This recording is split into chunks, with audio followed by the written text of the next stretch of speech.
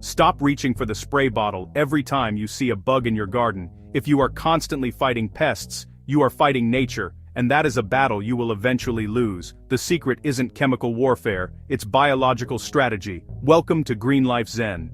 After the incredible response to our specific guide on cucumber companions, many of you asked for the master list. You wanted the science-backed, comprehensive guide to turning your garden into a fortress. So today, we are delivering exactly that. We are breaking down exactly 21 specific companion plants into 5 functional categories, from the aromatic confusers to the sacrificial lambs. By the end of this video, you won't just have a garden, you'll have a self-defending ecosystem. Let's dive in.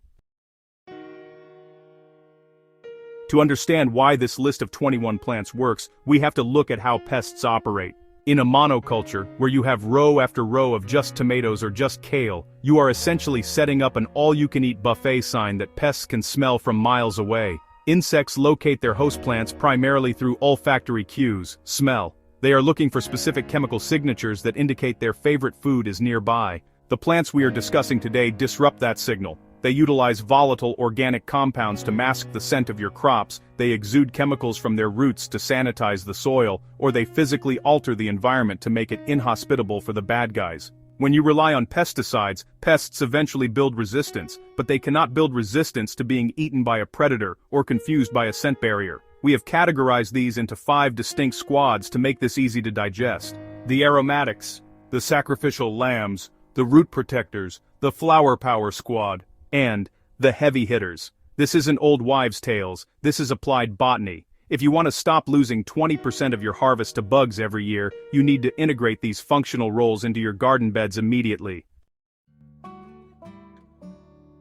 Let's start with our first line of defense, the aromatics. These plants rely on strong, often pungent scents to confuse pests looking for their dinner. We have 6 powerhouses in this category. First up, mint.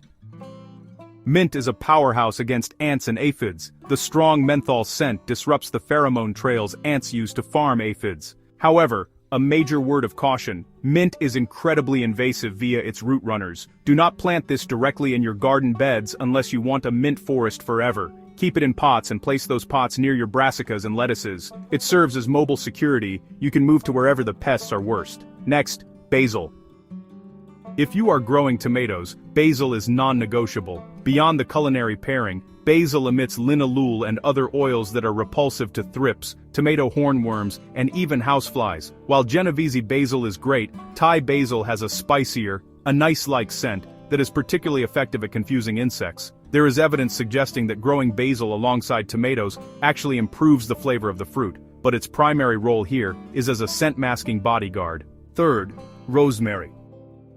This woody perennial is the bane of the cabbage moth. If you grow broccoli, kale, or cabbage, you know the devastation of those green cabbage loopers. Rosemary's pine-like camphor scent creates a barrier that cabbage moths struggle to navigate. Because rosemary loves drier conditions, plant it on the edges of your garden beds where it won't get waterlogged by your vegetable irrigation. Fourth, we have sage.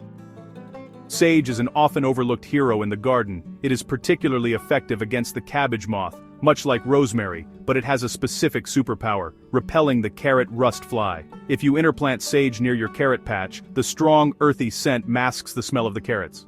Just be careful not to plant sage near cucumbers or onions as they don't get along chemically, but near brassicas and carrots it is essential. Fifth, lavender.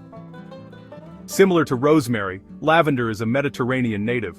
While we love the smell, fleas, moths, and mosquitoes absolutely hate it. It's excellent for planting near your patio areas for your own comfort, but in the vegetable garden, it serves a dual purpose. It repels pests while acting as a high-value beacon for pollinators like bumblebees, which you need for fruit set. Finally, in this category, catnip. You might think of this just for cats, but catnip contains a compound called nipetolactone. Studies have shown this compound can be significantly more effective at repelling mosquitoes than DEET.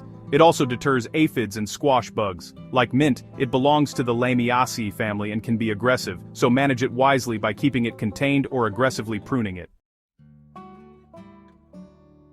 Moving to our second category, the sacrificial lambs, scientifically known as trap crops. The strategy here is counterintuitive. We want these plants to get eaten. We offer the pests a favorite food source to keep them away from our prize crops. The MVP of this category is nasturtiums.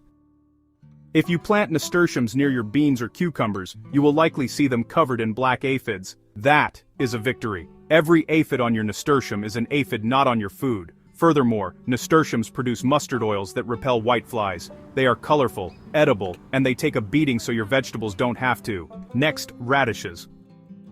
If you struggle with flea beetles, those tiny black jumping bugs that put shotgun holes in your eggplant and arugula, plant radishes. Flea beetles love radish leaves more than anything else. Plant a perimeter of radishes around your susceptible crops. The beetles will swarm the radish greens, leaving your eggplant alone. Since radishes grow fast, you can succession plant them all season as a continuous distraction. Third is a vital addition for anyone growing vine crops: amaranth. Amaranth is a stunning grain plant, but it is also the preferred food source for cucumber beetles. Cucumber beetles are devastating because they carry bacterial wilt, which can kill a vine overnight. By planting a border of amaranth a few feet away from your cucumbers and melons, you draw the beetles out. Once the beetles congregate on the amaranth, you can handpick them or treat that specific area, keeping your food crops chemical-free. And finally, mustard greens. Mustard is a fantastic trap crop for the harlequin bug and other cabbage pests, but it has a secret weapon. When chopped and turned into the soil, mustard greens act as a biofumigant. As they decompose, they release glucosinolates which suppress soil-borne pathogens and nematodes. It's a trap crop while it's alive, and a soil medicine when it dies. Now, let's go underground with Category 3, the root protectors. These plants do their best work beneath the soil surface, fighting pests we can't even see. First up, garlic. The high sulfur content in garlic is a nightmare for pests. It is particularly effective against the Japanese beetle and aphids. Interplanting garlic among your leafy greens creates a pungent barrier. Garlic takes up very little vertical space, making it easy to tuck between larger plants without competing for light. Next up, onions. While similar to garlic, onions are specifically potent against the carrot rust fly. There is a classic gardening pairing: plant your onions and carrots together. The smell of the onions confuses the carrot rust fly, and the smell of the carrots confuses the onion fly. It is a mutualistic relationship, where both plants protect each other from their specific predators. Then we have the heavy lifter, marigolds.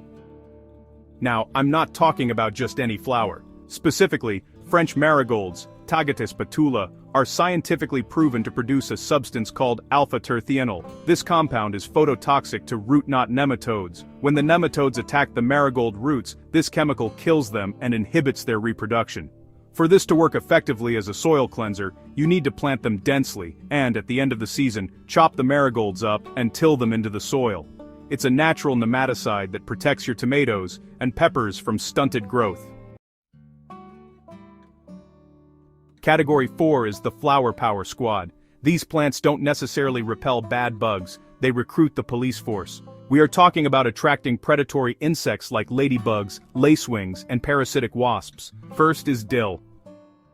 Dill produces wide, umbrella-shaped flowers called umbels. This shape is the perfect landing pad for tiny parasitic wasps, like braconid wasps. You want these wasps. They lay their eggs inside caterpillars like the tomato hornworm, eating them from the inside out. It's gruesome, but it saves your garden. Just be careful not to plant dill near carrots if you plan to save seeds, as they can cross-pollinate. Next, yarrow.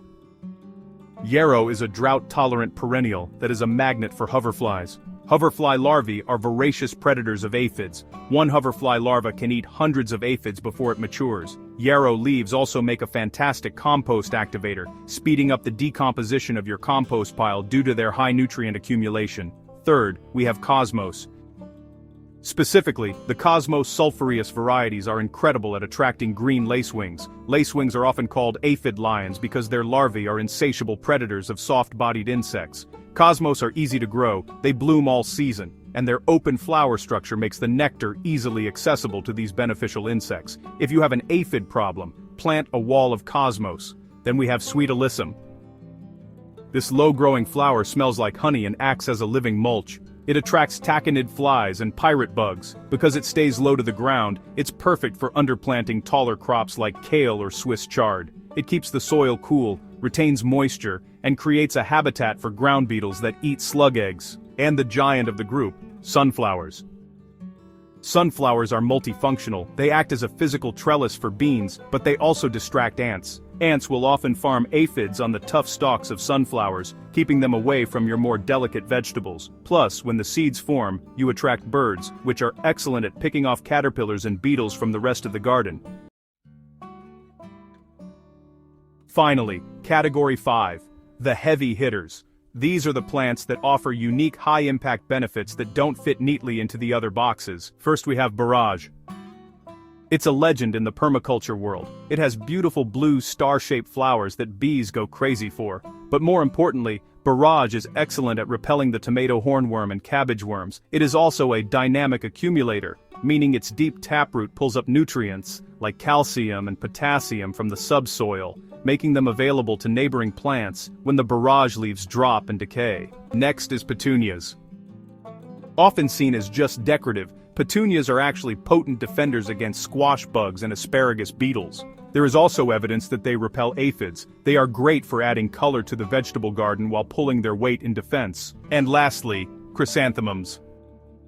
You might know that the natural pesticide pyrethrum is derived from chrysanthemums. These flowers contain compounds that kill root knot nematodes and repel a vast array of insects, including ticks, silverfish, and roaches. However, because they are so potent, they can also affect beneficial insects, so use them strategically as a barrier around the perimeter of your garden rather than right in the mix.